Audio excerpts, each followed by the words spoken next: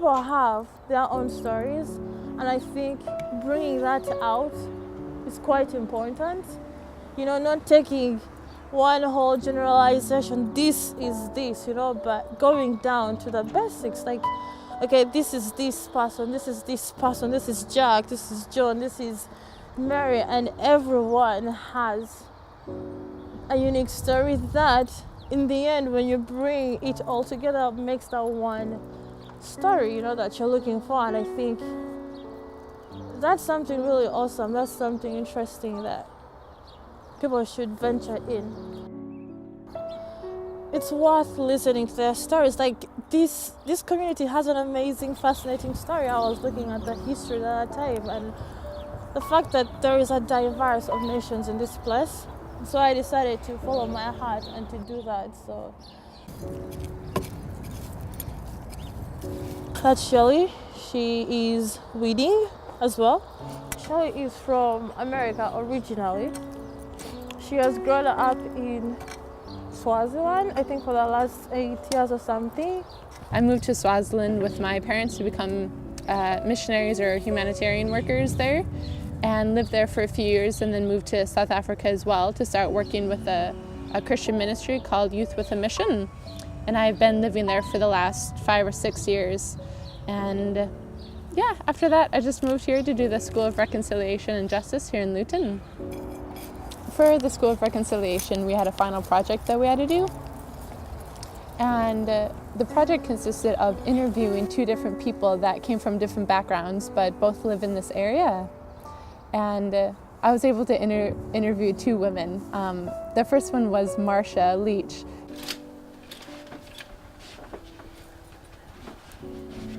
This morning we're going to head over to Marsha's to interview her today about her life.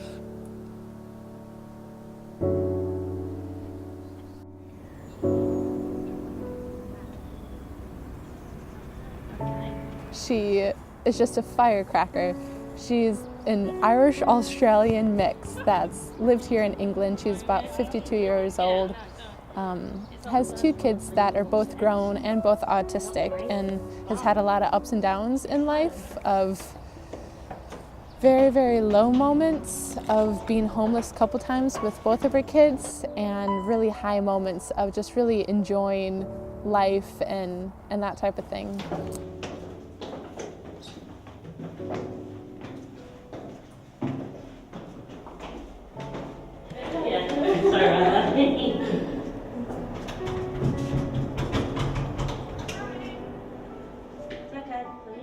I wouldn't have even dreamed if you'd have said to me when I was 20, oh well actually what's going to happen is you're going to get married, you're going to get left pregnant.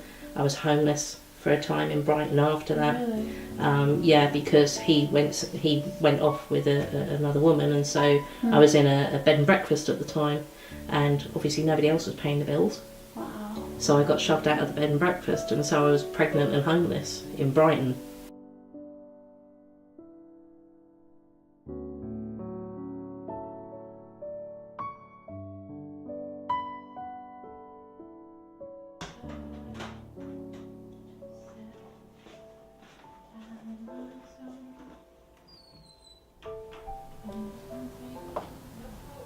So if I were to really think about Marsha's life and her story and the experiences that she shared with me, I think the best way to articulate it would really be just how a leaf has gone through life and growing up and flourishing, being attached to the tree, and then as it matures and gets older and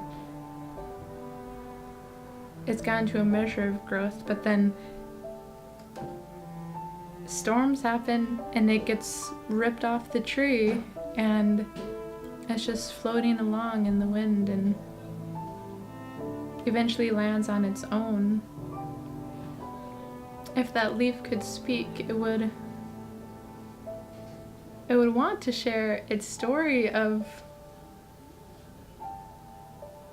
its experience of flourishing alongside all the other leaves, but then one day it just found itself abruptly taken away from every other leaf that it's known. My mum died when I was 36, and it was just like this whoosh. And my mum was very much she was my rock. She was the only person that knew me and got me. And like I say, you know, I was kind of, I'd always learned to, everything was the way my mum wanted things and the way my mum thought about things. So when she was gone, it was just kind of like, well, you know, I have to do all this by myself. And I really didn't know how to. I didn't know how to make those decisions, even simple decisions. I lost my confidence. Wherever the best Is letter it you easier? can on us. Well, I guess there, because it's... Thank Yeah, God I let's put do makeup that. on today. Yeah. And no one really takes notice of this lone leaf just laying on the ground by itself. And no one takes the time or the consideration or even thinks like, I wonder where that leaf came from.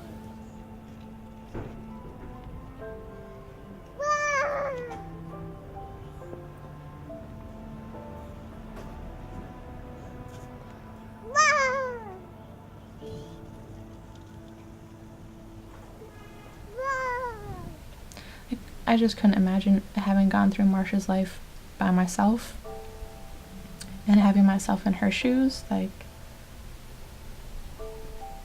it shouldn't be the case for anyone who's struggling and trying to make ends meet.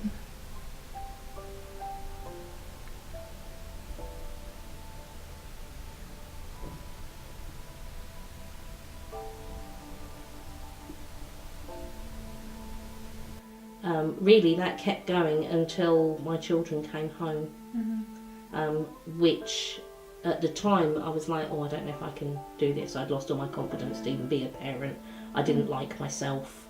I didn't like who I'd become. I certainly didn't want my children in that. Yeah. And so I was like, well, I don't know if I can be a parent again now. Thankfully, I had a wise social worker at the time who was very good and said, no, you know, it's time for you to have your kids back. And I was terrified when they first came home. I was just like, oh, I really don't know if I can do it. But I did.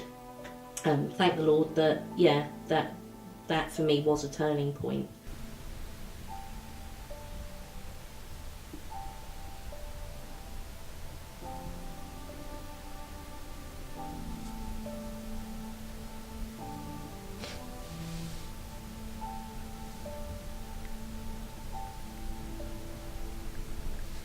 I think she's an incredible woman who's been through a lot, and it just doesn't make sense to me, like,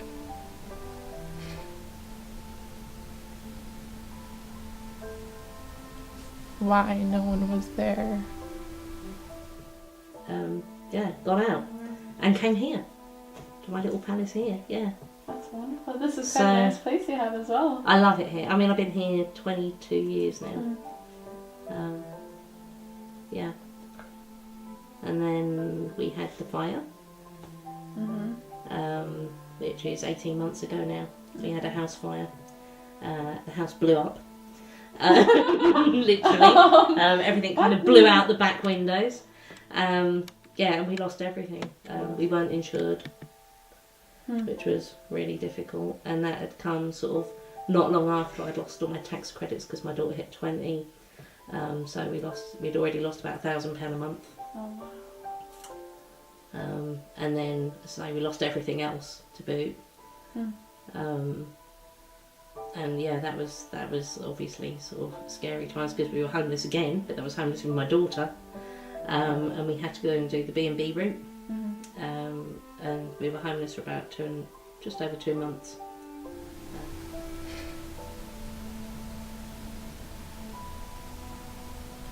Why no one was there to like help her through life. And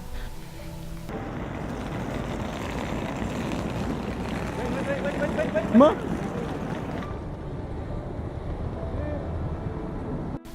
see the difficulty and to see the poverty and the struggle of a single mom with 2 kids and not do something about it.